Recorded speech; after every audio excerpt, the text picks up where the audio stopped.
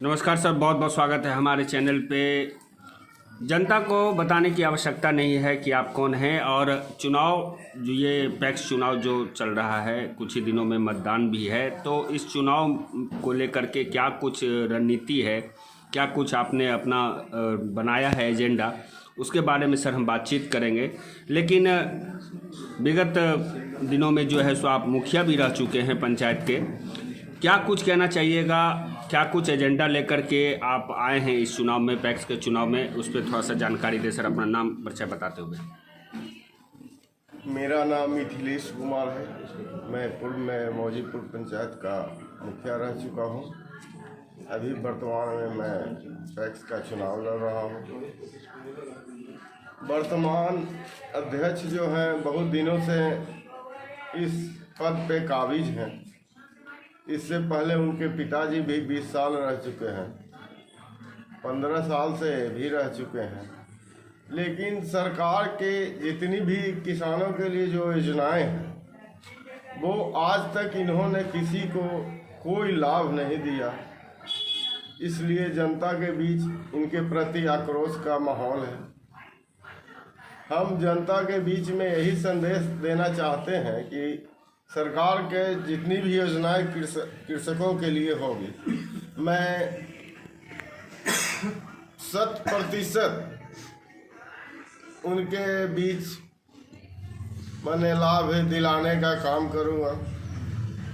इन्होंने वर्तमान में पैक्स के माध्यम से ये जो जन वितरण प्रणाली का दुकान होता है वो मिला हुआ है। उसमें मेरी जानकारी में इन्होंने अभी तक 900 क्विंटल अनाज गबन किए हुए हैं। इन पे ड्यूज है। इसलिए इससे बचने के लिए इन्होंने नामांकन जो किया है अपने बेटों को भी करवाए, एक बेटे को करवाए, ताकि मेरा नामांकन रद्द हो जाए तो मेरा बेटा चुनाव लड़े। इससे बचने का ये तरीका ढूंढ रखे हैं।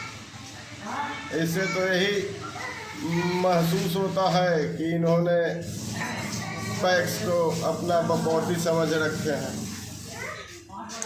क्या लगता है कि जो ये अभी वर्तमान में जो अध्यक्ष हैं, उस अध्यक्ष का जैसा आप कह रहे हैं कि जो उनका काम का जो तरीका है, जो जनता का काम करने का तरीका है, जो जनता को लाभ मिलना चाहिए वो लाभ नहीं मिल पाता है, इन सारी समस्याओं को देखते हुए आप इस चुनाव में खड़े हुए हैं और जनता का कितना सहयोग मिला है आपको?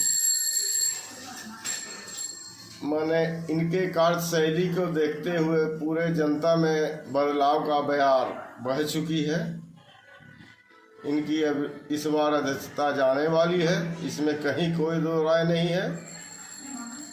जनता अपना मत के द्वारा फैसला सुना देगी। मतलब जनता मालिक है और जनता जो है सो जनता ही मालिक, जनता इस बार जरूर न्याय करेगी।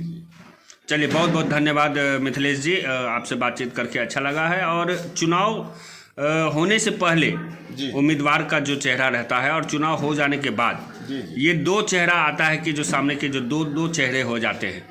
चुनाव आने से पहले बहुत सारी घोषणाएं होती हैं, बहुत सारी उम्मीदें होती है जनता की, लेकिन चुनाव जीत जाने के बाद जो है सो जनता का वो उम्मीद जो है सो कहीं बुझता हुआ नज़र आता है। तो क्या आप जीत जाने के बाद जनता से जो वादा कर रहे हैं, जो उन्हें न्याय दिलाने का वादा कर रहे हैं, उस पर काबिज हो पाइएगा? जी, एकदम मैंने 100%। मैं मुखिया भी रह चुका हूं, तो आज तक मेरे ऊपर किसी प्रकार का कोई क्लेम ब्लेम नहीं है। मेरे कार्य से जनता उस टाइम भी खुश थी, आज भी खुश है और मुझ पे भरोसा करके ही ये बदलाव का बयार बह चुका। चलिए, बहुत बहुत धन्यवाद सर हमारे चैनल के साथ बात करने के लिए। धन्यवाद।